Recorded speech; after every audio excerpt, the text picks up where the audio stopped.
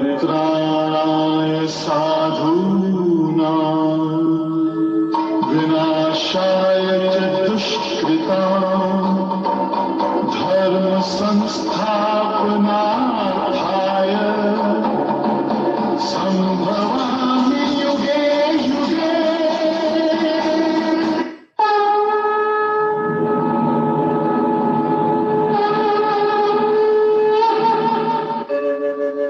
यदा यदा हि धर्मस्य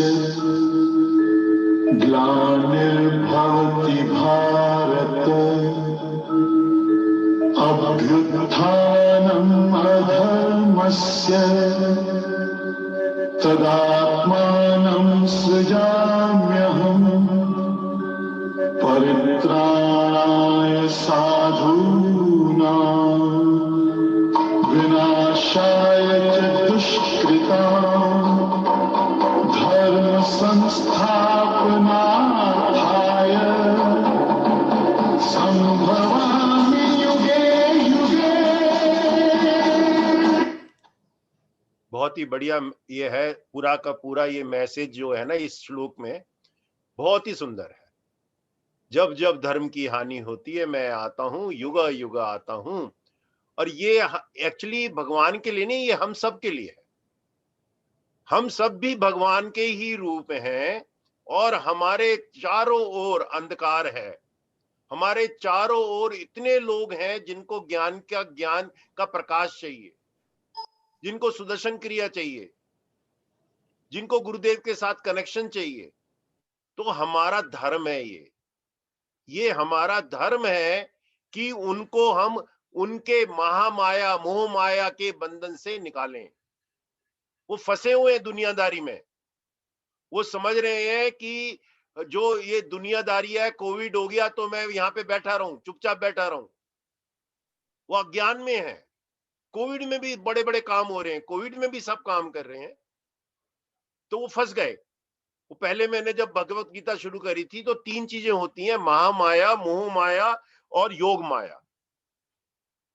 तो महामाया जो है ना, महामाया तो क्या है, पूरा तमस, घोर अंधकार।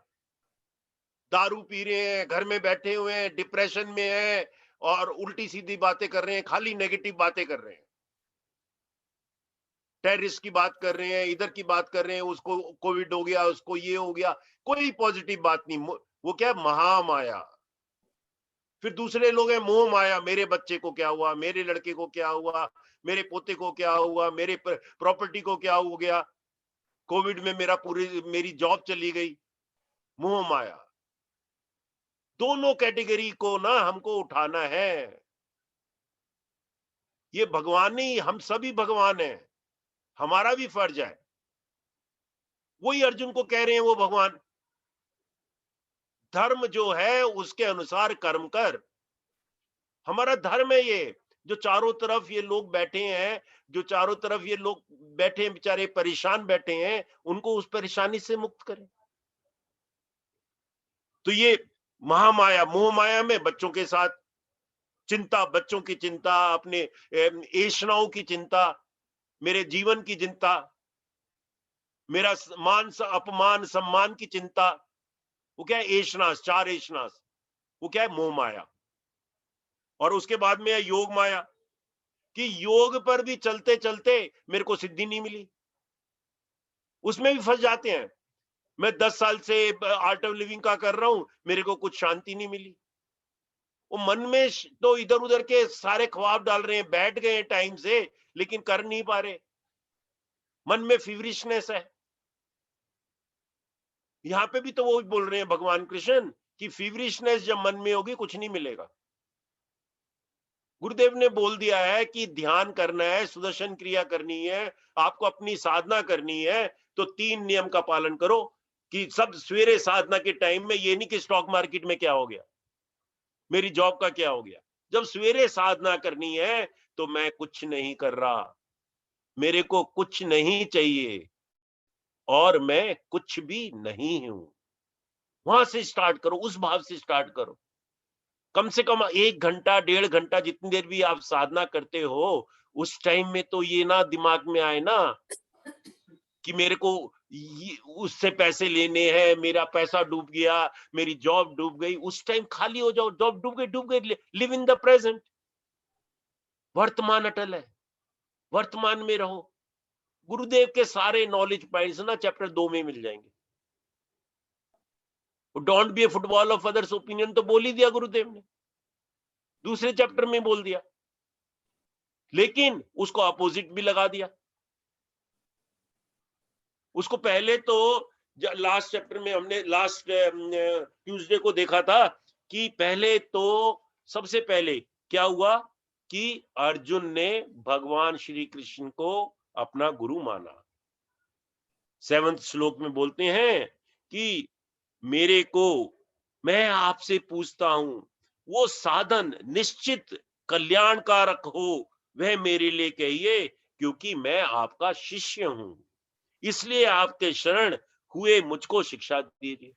जब आपने किसी को गुरु मान लिया और आपके अंदर प्रश्न है, आपके अंदर जो भी कुछ उलझन है, और वो आप अपने गुरु से पूछ रहे हैं, भक्ति भाव से पूछ रहे हैं, सरेंडर से पूछ रहे हैं, तो वो गुरु कुछ आंसर देगा। तो भगवान कृष्ण उसको बता रहे हैं, उसके अंदर क्या है? मोह माया। उसके अंदर मोह माया है। ये सारे के सारे मेरे गुरु, मेरे कजिन ब्रदर्स, मेरे कौरव, मेरे सब लोग ये मेरे हैं, और उस मोह माया की वजह से वो अपना कर्म भूल गया। वो भी खुद भी कंफ्यूजन में आ गया कि क्या करूं। वो भागने लगा, अपने कर्म से भागने लगा। कर्म तो करना ही है उसको, क्षत्रिय है, क्षत्रिय का कर्म है कि धर्म के अनुसार कर्म कर। दुर्योधन सता रहा है प्रजा को, उनको तो सताया ही, प्रजा को भी सता रहा है। भगवान कृष्ण उसके बाद 5 बार चले गए, 3 बार चले गए, मानने को तैयार नहीं है। कह रहे सुई की नोक के बराबर भी मैं तुमको धरती नहीं दूंगा। पांडवों को पूरा अधर्म पे अधर्म करे जा रहे हैं, और उसके बाद में युद्ध अवश्य हम भी। ऐसे ही हमारे जीवन में युद्ध चलते रहते हैं। उठाना है, बीड़ा उठाना है, युद्ध तो करना ही है, कर्म तो करना ही है। कर्म क्या है? युद्ध ही तो है, और क्या है? बैठे रहो घर पे, घर पे बैठे रहोगे कुछ नहीं होगा। कोई आपको खाना तो दे ही देगा। उसको क्या बोलते हैं? पत्थर, वे फर्नीचर, फर्नीचर। आजकल कॉर्पोरेट में ना, मेरा लड़का बता रहा था कि कॉर्पोरेट में बोलते हैं इसको फर्नीचर। क्या फर्नीचर का क्या मतलब है? कि आप एक कंपनी में 5-6 साल 10 साल से काम कर रहे हो, इंक्रीमेंट मिलती रही, काम वही कर रहे हो, आपने कुछ ज्यादा इनोवेट नहीं किया, तो क्या हो गया? आप फर्नीचर हो गए। कंपनी आपको कभी भी उठा के फर्नीचर रिप्लेस करके नया फर्नीचर ले आएगी सस्ते पैसे में, वो जॉब आप लूज कर जाओगे। तो ऐसे ही हम भी फर्नीचर हो जाते हैं, आस पड़ोस देखते ही नहीं है। ऐसे ही अर्जुन फर्नीचर हो गया। अर्जुन फर्नीचर हो गया कि मैं नहीं, मैं क्यों लड़ूं, मेरे को कुछ नहीं चाहिए। नहीं चाहिए तो फिर तेरा फायदा क्या हुआ क्षत्रिय होने का? तेरा मनुष्य योनि में जन्म लेने का क्या फायदा हुआ? तो वो फर्नीचर हो गया, लेकिन उसने एक काम बढ़िया किया कि गुरु को मान लिया। भगवान उसके सखा भी थे, गुरु भी थे, और उसने उसकी सेना को नहीं मांगा, उसने अपने गुरु को ही मांग लिया, और गुरु ने उसको जो है ना आत्मज्ञान दे दिया। यहाँ पे गुरुदेव बोल रहे हैं कि भगवान कृष्ण ने बोला था कि मैं शस्त्र नहीं उठाऊंगा, लेकिन सबसे बड़ा शस्त्र उठा लिया, उसको आत्मज्ञान दे दिया। आत्मज्ञान से बड़ा शस्त्र कोई है ही नहीं। आत्मज्ञान से उसने सब लोगों को हरा दिया। तो यहाँ पे ये चैप्टर 2 में सांख्य योग की बात करते हैं। सांख्य योग में 2 चीज हैं। जैसे पहले मैंने बताया मैं कौन हूं, सांख्य योग का ये पार्ट है, मैं कौन हूं, मेरा जन्म किस लिए हुआ है, मैं इस प्लेनेट में कब आया इस प्लेनेट में।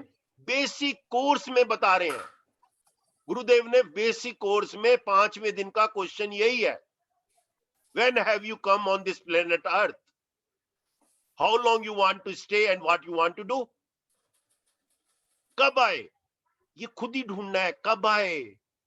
उससे पहले गुरुदेव ने बोल दिया कि तुम शरीर नहीं हो, तुम्हारे साथ अस्तित्व है।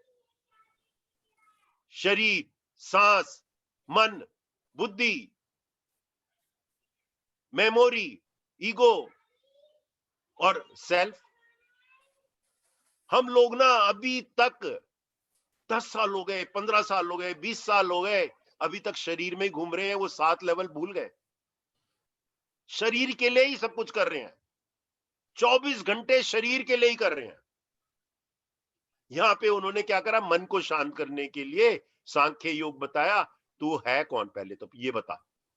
सांख्य योग में तू आत्मा है, तू आत्मा है। पहले, सबसे पहले तो ये बोला तू आत्मा है। और उस आत्मा की हमने कल बहुत लास्ट टाइम में बहुत देखा। उसमें देखा हमने, 16वें सूत्र में देखा, आत्मा की कोई सत्ता नहीं होती, सत का अभाव नहीं होता। तत्वज्ञानी पुरुषों ने देखा है आत्मा नाश रहित है, अप्रमेय है, नित्य स्वरूप है। जीवात्मा ये सब शरीर नाशवान कहे गए हैं। इस आत्मा को मारने वाला समझता है तथा जो इसको मरा मानता है, दोनों नहीं जानते कि ये आत्मा वास्तव में ना तो किसी को मारता है और ना किसी के द्वारा मारा जाता है। जब ये पता लग जाए ना कि मैं आत्मा हूं और ये सामने बैठा वाला भी आत्मा है। कल को हमारा वो जो सिपाही बैठा हुआ है चीन के बॉर्डर पे या पाकिस्तान के बॉर्डर पे, वो कह दे अर्जुन भाती, मैं तो नहीं उठाता गन, मैं तो नहीं मारता, इसका क्या दोष है बेचारे का, ये सरहद पे खड़ा हुआ है, इसको क्यों मारूं मैं? अरे वो तू सोल्जर है, तेरे को भगवान ने तेरे को भेजा है यहाँ पे, तेरे को इतनी बढ़िया जॉब मिली है आर्मी में, और तेरा कर्म क्या है आर्मी में कि युद्ध कर, और तू युद्ध करने से कतरा रहा है, तो तेरा बेकार जीवन। 20 साल से सरकार तेरे को तनख्वाह दे रही है, और जब तेरा कर्म करने का, एक्शन करने का आया, तो तूने कहा बंदूक मैंने छोड़ दी। हाथ थपथपाने लगे कि आत्मा है सामने बैठा हुआ, ये भी भगवान है, ये पाकिस्तानी हुआ तो क्या हुआ, ये चाइनीज हुआ तो क्या हुआ, ये भी आत्मा का ही स्वरूप है। तो कैसे लड़ेगा? अर्जुन भी वैसे ही था, अर्जुन भी वैसे ही था, और भगवान कृष्ण ने उसको आत्मज्ञान दे दिया, सबसे बड़ा शास्त्र उठा दिया। तो उसके बाद में हमने पिछली बार करा था 25 श्लोक तक शायद, तो लेकिन आज फिर मैं, मिंकी जी हैं, मिंकी जी रिक्वेस्ट करता हूं 2.22 से लेके 2.26 तक जरा एक बारी दोबारा बोलवाएं।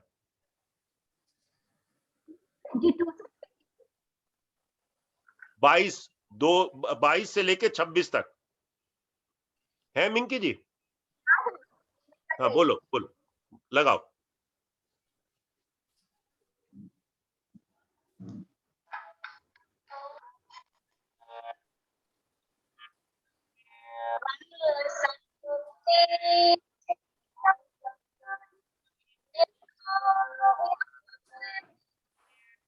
आवाज कम है, थोड़ा तेज करो।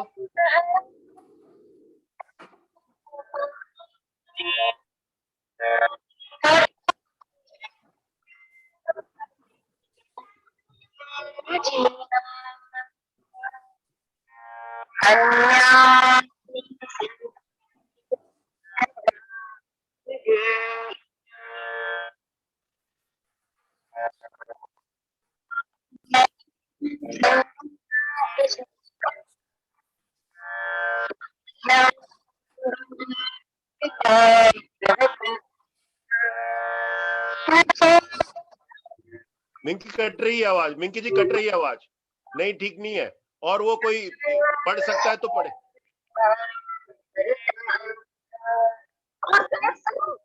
नहीं कट रही है आवाज, आवाज नहीं आ रही। हाँ थोड़ा माउथ पीस के पास करो पिंकी जी, पास में करो।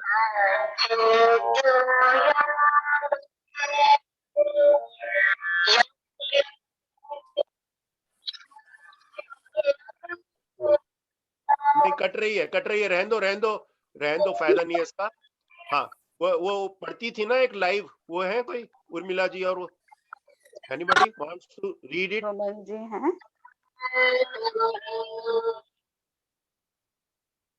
तो मेरे यहाँ नहीं कर रही। आपका नेट खराब होगा इसलिए हमारे को लग रहा है कुछ कुछ कुछ ना कुछ प्रॉब्लम है। सर जय गुरुदेव, मैं पढ़ती हूँ, कोशिश करती हूँ पढ़ने हाँ मंजू पढ़े, 22वां पढ़ो, 20 सेकंड से 22nd, पढ़ना है। 22nd। वासांसि जीर्णानि यथा विहाय नवानि गणहति नरो पराणि तथा शरीराणि विहाय जीर्णा नन्यानि सन् याति नवानि देहि नैनं छिन्दन्ति शास्त्राणि नैनं दहति पावका न चैनं क्लेदयन्त यापो न शोषयति मारुतः अच्छेदो यम दाहो यम क्लेद्यो शोषे एव च नित्या सर्वगता स्थाणुर चलोयम सनातना त्यो यम अव्यक्तो चिंतयो यम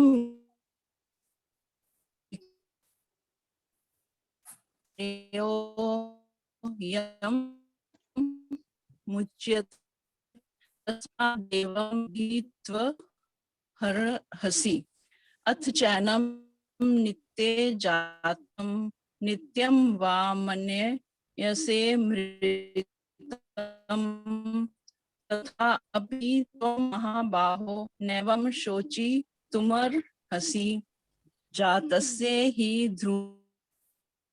बस बस बस 25 तक 26 तक था बस। ओके, तो ये इसमें क्या बोला है भगवान ने, ये एक्चुअली निचोड़ ही है कि ये आत्मा जो है, बस बस बस बस मंजू जी, हाँ ये निचोड़ है 22 से लेके 26 तक कि आत्मा क्या है और तुम क्या हो। अगर गहरा पे देखा जाए तो कि जैसे पुराने वस्त्रों को त्याग कर दूसरे नए वस्त्र ग्रहण करते हो, हम लोग करते हैं, अभी होली आ रही है, होली वाले दिन एक नए पहन लेंगे, वैसे ही जीवात्मा पुराने शरीर को त्याग कर दूसरे नए शरीर को प्राप्त होता है।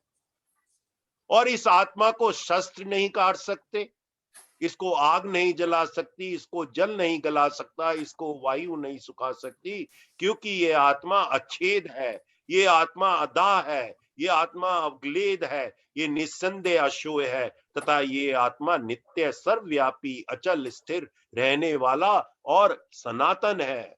ये आत्मा अव्यक्त है, ये आत्मा चैतन्य है, ये आत्मा विकार रहित है। इस आत्मा को उपयुक्त प्रकार से जानकर अर्जुन, तू शोक करने के योग्य नहीं है, अर्थात तुझे शोक करना उचित नहीं है। किंतु अब देखो यहाँ पे थोड़ा सा सेंटेंस चेंज कर दिया, किंतु 26 में, किंतु यदि तू इस आत्मा को सदा जन्मने वाला तथा सदा मरने वाला मानता हो तो भी ये महाभाव तू इस प्रकार शोक करने को योग्य नहीं।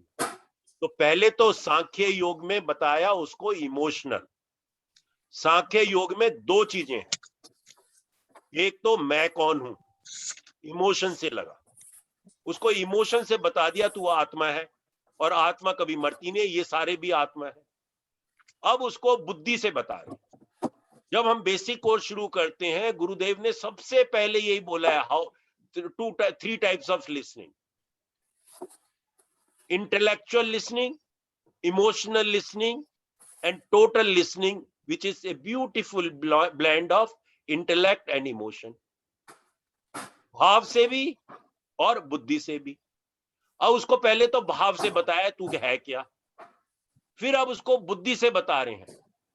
अगर तू इसको आत्मा को फिर भी नहीं समझ सकता, इसको मरने वाला भी मान ले तू, तो भी क्या, जो जन्म लेता है, अभी इसी चैप्टर में गुरुदेव बोलते हैं, जो जन्म लेता है वो मृत्यु को प्राप्त होता ही होता है। यहां पे सब मरगट है, सब मरगट है। मतलब कितना सुंदर बोला है कि हम सब न मरगट है, मरगट। यहां पे पूरा का पूरा लोग मरने के लिए बैठे हैं। कोई 1 वर्ष में मर जाता है, कोई 1 दिन में मर जाता है, कोई जन्म लेते ही मर जाता है, कोई 100 साल बाद मरता है, लेकिन मरता जरूर है। तो यहां पे 26 में उन्होंने वो टोन चेंज कर दिया। अब बुद्धि पे आ रहे हैं, बुद्धि योग, उस पे बोल रहे हैं क्योंकि जो जन्म लिया है उसकी मृत्यु निश्चित है। 27 में बोल रहे हैं, 28 में बोल रहे हैं संपूर्ण प्राणी जन्म से पहले अप्रकट होता है और मरने के बाद भी अप्रकट हो जाता है। क्या है कि थोड़े दिन के लिए 50-100 साल जितने दिन भी वो जीता है प्रकट है, उससे पहले अप्रकट है सूक्ष्म जगत में है या कहीं और है, और उसके बाद में भी प्रकट है, अप्रकट है, इनविजिबल है। विजिबल कितना है? थोड़ा सा पीरियड है, 50-100 साल जो भी जिंदगी है। बहुत ही सुंदर श्लोक है 28 वाला। फिर 29 में बोलते हैं कोई इस महापुरुष ही की इस आत्मा को आश्चर्य की भांति देखता है, और वैसे ही दूसरा कोई महापुरुष इधर ही इसको तत्व का आश्चर्य की भांति वर्णन करता है, तथा दूसरा कोई अधिकारी पुरुष ही इसे आश्चर्य की भांति सुनता है, और कोई कोई तो सुनकर भी इसको नहीं जानता। ऐसे अज्ञान में है लोग, अज्ञान में है, अज्ञान में है सब लोग। तो ये जो है ना 28, 29, अब इसको इंटेलेक्ट पे मार रहे हैं। ये आत्मा सबके शरीर के सदा ही अव्यय है, खत्म भी नहीं होता। तो तू क्या कर, अपने धर्म को देखकर भी तू भय करने योग्य नहीं है, अर्थात तुझे भय नहीं करना चाहिए, क्योंकि क्षत्रिय के लिए धर्मयुक्त युद्ध से बढ़कर दूसरा कोई कल्याणकारी कर्तव्य नहीं है। अब उसको क्या करा? अहंकार को। अब उसको बुद्धि की वजह से, पहले तो आत्मा का ज्ञान दे दिया मैं कौन हूं, अब उसको अहंकार पे चोट लगा रहे हैं कि तू क्षत्रिय है। यहां पे गुरुदेव कह रहे हैं don't be A football of others opinion को प्रॉपरली लगाना है। जो एक्सपर्ट है वो अगर ओपिनियन दे रहा है तो उसको फॉलो करना है। भगवान एक्सपर्ट है, श्री कृष्ण एक्सपर्ट है, वो गुरु है। ऐसे ही डॉक्टर कोई कहता है, लॉयर कुछ कहता है तो उसको फॉलो करना है। तो यहाँ पे भगवान बोल रहे हैं बिल्कुल कि तू धर्म के देखकर भी तू भय करने योग्य नहीं है, अर्थात तुझे भय नहीं करना चाहिए, क्योंकि क्षत्रिय के लिए धर्म युक्त से बढ़कर दूसरा कोई कल्याणकारी कर्तव्य नहीं है। और फिर बोलते हैं पार्थ अपने आप प्राप्त हुए और खुले हुए स्वर्ग के द्वार रूप इस प्रकार के युद्ध को भाग्यवान क्षत्रिय लोग ही पाते हैं। जो चाइना बॉर्डर पे हमारा सिपाही खड़ा हुआ है, जो कश्मीर में खड़ा हुआ है पाकिस्तान बॉर्डर पे, हम लोग तो अभी कोर्स लेकर आए हैं वहां पे, और मतलब कि 80 लोगों का कोर्स किया है, उसमें से मतलब कि अभी तक 10 लोगों ने एक्शन देखा है। एक्शन का मतलब कि उनका टेररिस्ट से पाला पड़ा है, 3 दिन तक वो टेररिस्ट को ढूंढते रहे, उनको उन्होंने ढेर कर दिया, एक्शन देखा है। बाकी लोग कह रहे सर अभी तो अभी एक्शन ही नहीं देखा, अभी तो हमने एक्शन ही नहीं देखा, अभी तो उनको सौभाग्य ही नहीं प्राप्त हुआ। ये 2032 में जो बोल रहे हैं, तुम भाग्यवान हो कि तुमने एक्शन देखा है, तुम भाग्यवान हो कि तुमको युद्ध करने का मौका मिल रहा है। तुमने 1971 वार में युद्ध किया है, तुमने 1960 वार में युद्ध किया है, तुमने कारगिल में युद्ध किया है, तुमने अभी चाइना में तुम उन सिपाहियों में से थे जो जब वहां पे चाइना के लोगों ने चालाकी करी। तो तुम भाग्यवान हो। 32 में बोल रहे हैं तुम अर्जुन, तुम भाग्य, उसकी ईगो को प्रोक कर रहे, बुद्धि योग। तो बुद्धि योग में बोल रहे तुम भाग्यवान हो। क्षत्रिय लोग, क्षत्रिय ऐसे बड़े कम भाग्यवान होते हैं जिनको युद्ध करने का मौका मिले, और जो क्योंकि युद्ध करोगे तो स्वर्ग का द्वार तुम्हारे लिए खुला है, क्योंकि तुम्हारा धर्म है। तुम्हारा धर्म है कि धर्म के अनुसार युद्ध कर। क्षत्रिय का धर्म क्या है? जहां पे भी कोई लोग टेररिस्ट हो, जो भी कोई अराजकता फैला रहा हो, जो भी कोई दूसरे का खून निचोड़ रहा हो, उसके प्रति खड़े हो जाओ। और तो इसीलिए बोल रहे हैं 33 में, यदि तू इस धर्म युद्ध को नहीं करेगा तो सधर्म और कीर्ति को खोकर पाप को प्राप्त होगा। और उसको बुद्धि से समझा रहे हैं। पहले तो इमोशनली उसको करा, फिर उसके बाद बुद्धि से उसको समझा रहे हैं कि तू क्या होगा, कीर्ति को भी तेरा मान अपमान भी हो जाएगा, कीर्ति को भी खो जाएगा, ये तेरा धर्म है, तू पाप को प्राप्त होगा। सब लोग तेरे बहुत कुल काल तक रहने वाली अपकृति की भी कथन करेंगे, बहुत साल तक तेरे को कहेंगे कि बेकार, अर्जुन बहुत बेकार था, कायर था, भाग गया युद्ध से। और माननीय पुरुष के लिए अपकृति मरण से भी बढ़कर है। और जिसको कोई लोग कह देना कायर, अगर कोई हमारे सिपाही को कोई कह देना कायर, हम जब कोर्स लेकर आए हैं, जरा सा उनको थोड़ा सा भी 19-20 कह दो ना, कहे नहीं सर, खड़ा हो जाता है एकदम से। उनको अहंकार उनको चाहिए, क्योंकि उनको खड़ा होना है, उनको फाइट करना है। नहीं, मैं कायर नहीं हूं सर, मैं तैयार हूं, रात को 12 बजे भी जाने को तैयार हूं, मेरे को एक्शन चाहिए। मैं 15 साल से सरकार की नौकरी कर रहा हूं और 15 साल से मेरे को एक्शन नहीं मिला, मेरे को भेजो आगे। तो यहां पे वो उसको बोल रहे हैं कि तेरा तू कायर है, सारी जिंदगी तेरे को लोग कहेंगे कायर है, युगों युगों तक तेरे को कहेंगे लोग तू कायर था अर्जुन। तो यहाँ पे उसको पोक कर रहे हैं 34 में। और जिनकी दृष्टि में तू पहले बहुत सम्मानित होकर अब लघुता को प्राप्त होगा, वे महारथी लोग तुझे भय के कारण युद्ध से हटा हुआ मानेंगे। तेरे को कहेंगे कायर है, भगौड़ा है, तेरे को भय है, ऐसे ही शेख चिल्ली बना रहता है। और तेरे को कहेंगे तू श्रेष्ठ धनुर्धारी था, श्रेष्ठ धनुर्धारी भाग गया। तेरे गुरु को बोलेंगे लोग, यहां तक बोल दिया उसने अर्जुन को, भगौड़ा है। तेरे वैरी लोग तेरे सामर्थ्य की निंदा करते हुए तुझे बहुत से ना कहने योग्य वचन भी कहेंगे, बुरा भला कहेंगे। उससे अधिक दुख और क्या होगा? या तो तू युद्ध में मारा जाकर स्वर्ग को प्राप्त होगा, अथवा संग्राम में जीतकर पृथ्वी का राज भोगेगा। इस कारण हे अर्जुन, तू युद्ध के लिए निश्चय करके खड़ा हो जा। पोक कर रहे हैं। ये क्या है? आत्मज्ञान देने के बाद में उसको बुद्धि योग, इमोशनल एंड इंटेलेक्चुअल, दोनों तरह से उसको खड़ा कर दिया। जय पराजय। और फिर इसके बाद में क्या बोला, वो बहुत ही बढ़िया है। जय पराजय, लाभ हानि, सुख दुख को समान समझकर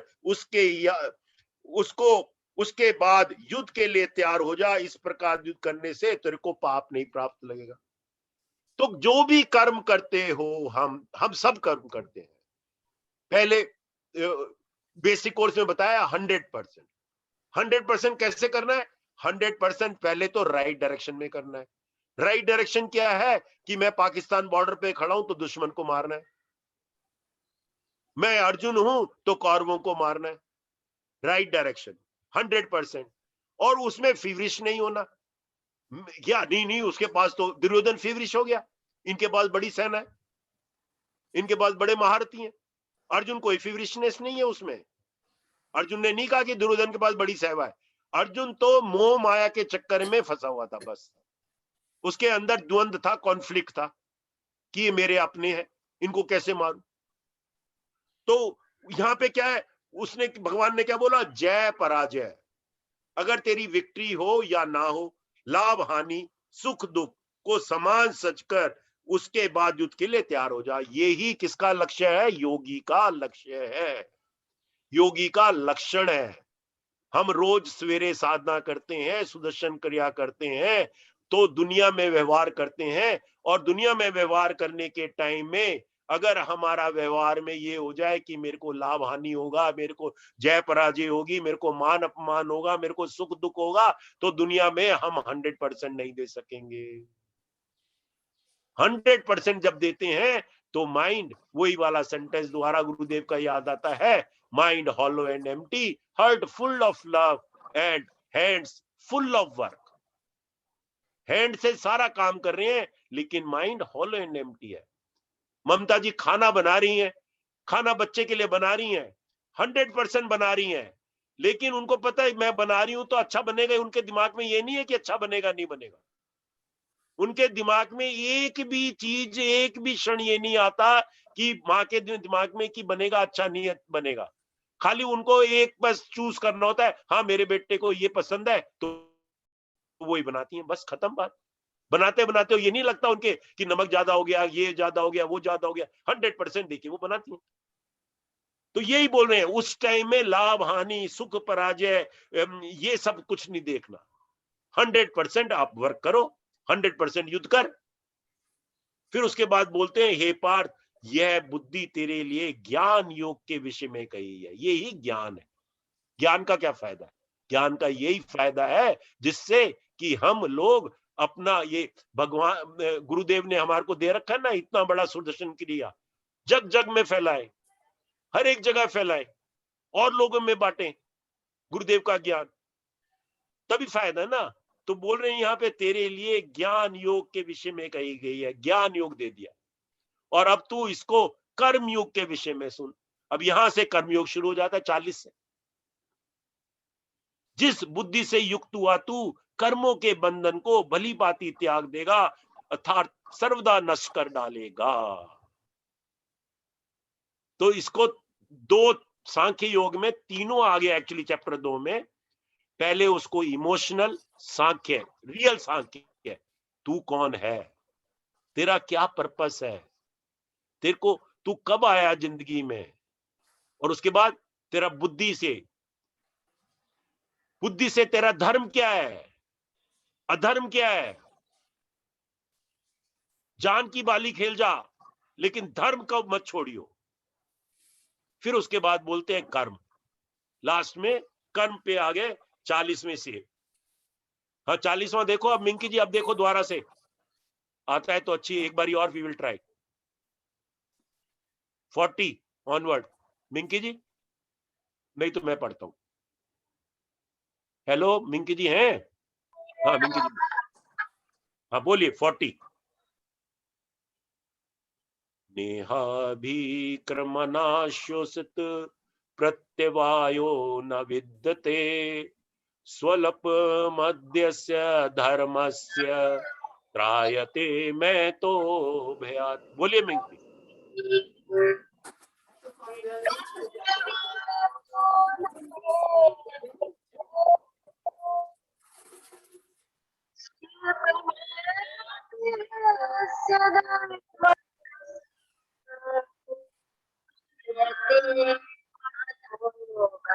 नहीं आ रही आवाज, नहीं आ रही। नीलम आपके पास आ रही है आवाज? कभी ऐसा तो ना हो मेरे पास नहीं आ रही हो। ब्रेक कर ही रही है आवाज। ब्रेक कर रही है, रहने दो मैं रहने दो मिंकी, रहने दो, आज आपका चल नहीं रहा, छोड़ दो, कोई नहीं, मैं पढ़ लेता हूँ। आपको ठीक लगे तो।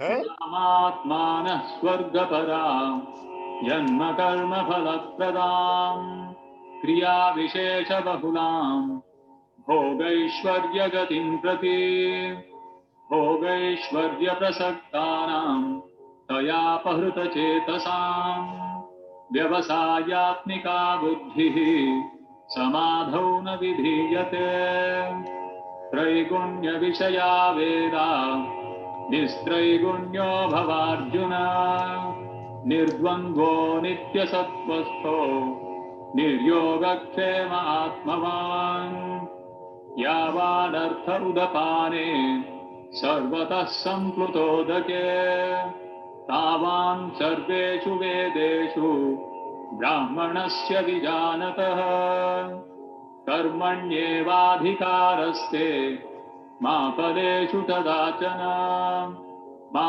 कर्मफलहेतुर्भूः मा ते सङ्गोऽस्त्वकर्मणि योगस्थः कुरु कर्माणि सङ्गं त्यक्त्वा धनञ्जय सिद्ध्यसिद्ध्योः समो भूत्वा समत्वं योग उच्यते दूरेण ह्यवरं कर्म बुद्धियोगात् धनञ्जय बुद्धौ शरणमन्विच्छ कृपणाः फलहेतवः बुद्धियुक्तो जहातीह उभे सुकृतदुष्कृते तस्माद् योगाय युज्यस्व योगः कर्मसु कौशलम्। बस यहीं तक, 50 तक करेंगे आज 50 तक करेंगे। सेकंड पार्ट है, थर्ड पार्ट नेक्स्ट ट्यूसडे को लेंगे। लास्ट चैप्टर का थर्ड पार्ट है। तो यही बस इसने बोल दिया भगवान ने, 44 से लेके 50 तक तेरा कर्म करने का अधिकार है, फल पे अधिकार नहीं है। 47 ने क्या बोला? तेरा कर्म करने में ही अधिकार है, उसके फल में कभी नहीं। इसलिए तू कर्मों के फल का हेतु मत हो तथा तेरी कर्म ना करने में भी आसक्ति ना हो। ये हम सब लोगों के लिए है, हम सब का अधिकार है कि हम अपना कर्म करें। जो भी हमारा कर्म है, जो भी हमारी जॉब है, जो भी हमारा कुछ है, उसको हम 100% करें। उसके फल पे हमारा कोई अधिकार ही नहीं है। वो फल पे अधिकार का मतलब क्या है? यहाँ पे गुरुदेव बोलते हैं कि 99.9% 99.9% जो है ना, हमको दिया हुआ है। इस जगत में 99% जो है हमको मिला हुआ है। जैसे कि मैं गुप्ता परिवार में पैदा हुआ, मेरे को मौका मिला कि मैं एक अच्छी सोसाइटी में जन्म लिया, अच्छी सोसाइटी में मेरा पालन पोषण हुआ, मैं अच्छे स्कूल में गया, मैं बाई चांस मेरे को उस दिन बढ़िया मेरा इंटेलेक्ट था, मैं आईआईटी में आ गया। ये सब दिया हुआ है। मैंने लेकिन एफर्ट भी किया है। एफर्ट क्या किया? मैं पढ़ा, लेकिन वो पढ़ने का मौका किसने दिया? भगवान ने। लेकिन वो मौका मैंने चूका नहीं। वो है 0.01%। 99.99 आपको दिया हुआ है। 0.01% आपके हाथ में है। वो 0.01% को जब आप 100% बना देते हो तो भगवान का ग्रेस आपके ऊपर आ जाता है। तब आपका अधिकार नहीं है फल पे, लेकिन जो कुछ आपको मिलता है उसी को बोलते हैं ग्रेस। ग्रेस से मिला है, कृपा से मिला है।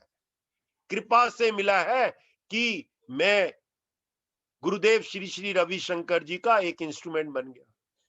कृपा से मिला है कि मैं आईआईटी में आ गया। कृपा से मिला है कि मैं गवर्नमेंट सर्विस में आ गया। ये सब कृपा है। कृपा से मिला है कि मैं एक बाप बन गया। मेरा क्या एफर्ट है इसमें? सब कुछ दिया हुआ था ना। कितने लोग एफर्ट करते हैं, बाप नहीं बन पाते। ये सब क्या है? कृपा। यही 47 का निचोड़ है। 47 का निचोड़ यही है कि तेरा कर्म करने में ही अधिकार है, उसके फल में कभी नहीं। इसलिए तू कर्मों के फल का हेतु मत मो तथा तेरे कर्म ना करने में भी आसक्ति ना हो। और यहीं से कर्मा थ्योरी शुरू होती है। आपके पास्ट कर्म, आपके संचित कर्म, आपके फ्यूचर कर्म, और उसमें यहाँ पे भगवान भी बोलेंगे और गुरुदेव भी बोलते हैं कि कर्मों की गति बड़ी न्यारी, बड़ी गहरी, कोई समझ नहीं पाया। कोई समझ नहीं पाया कि दो भाई होते हैं, दोनों का विवाह नजर हो जाता है। एक अनिल अंबानी जो है वो पॉपर बन जाता है, उसकी कुड़की हो जाती है। दूसरा भाई जो है रिचेस्ट पर्सन बन जाता है। कोई नहीं समझ पाया। दोनों ने एक ही माँ के गोद से जन्म लिया। दोनों का 50-50 डिवीजन हुआ। 15 साल के अंदर एक सड़क पे आ गया और एक सबसे बड़ा अमीर आदमी बन गया। ये कर्मों की गति बड़ी गहरी। इसीलिए बोलते हैं जो मिलता है, ऐसा नहीं है कि अनिल अंबानी ने मेहनत नहीं करी थी, उसने भी मेहनत करी थी। फल पे अधिकार नहीं है। फल पे अधिकार नहीं है तो जो मिलता है प्रसाद समझ के ले लो, कृपा समझ के ले लो। यही इसका निचोड़ है। और जब इस निचोड़ में आ जाते हैं तो बोलते हैं कि भगवान 48 में बोलते हैं, तू आसक्ति को त्याग कर तथा सिद्धि और असिद्धि में समान बुद्धि वाला होकर योग में स्थित हुआ, कर्तव्य कर्मों को कर, समतव ही योग कहलाता है। ये यहाँ पे 48 से लेके ना आगे 50-51 तक भगवान बता रहे हैं जो योगी होता है उसके क्या लक्षण है। क्या लक्षण है? पहला लक्षण बताया कि आसक्ति नहीं होती उसको। वो सिद्धि असिद्धि में भी समान रहता है। वो मान अपमान में भी समान रहता है। वो लाभ हानि में भी समान रहता है। वो विजय अजय में भी समान रहता है। वो योग में स्थित हुआ। योग में मतलब कि भगवान के साथ, आत्मा के साथ स्थित हुआ, कर्म करता है और समत्व ही रहता है। उस समत्व रूप बुद्धि योग में सकाम कर्म अत्यंती निम्न श्रेणी का है, इसलिए हे धनंजय तू समबुद्धि में ही रक्षा का उपाय ढूंढ, अर्थात बुद्धि योग का ही आश्रय ग्रहण कर, क्योंकि फल के हेतु बनने वाला अत्यंत दीन है। अगर मन में आ जाए ना फल मिलेगा, मेरे को इतने पैसे मिल जाएंगे, वो कहते उतना भिखारी है, वो तो मांग रहा है। मांगना किससे है? भिखारी है। मांगना है तो भगवान से मांग। वो छोटी सी स्टोरी भी है, चलो वो ज्यादा टाइम हो गया, नहीं तो मैं बताता स्टोरी भी।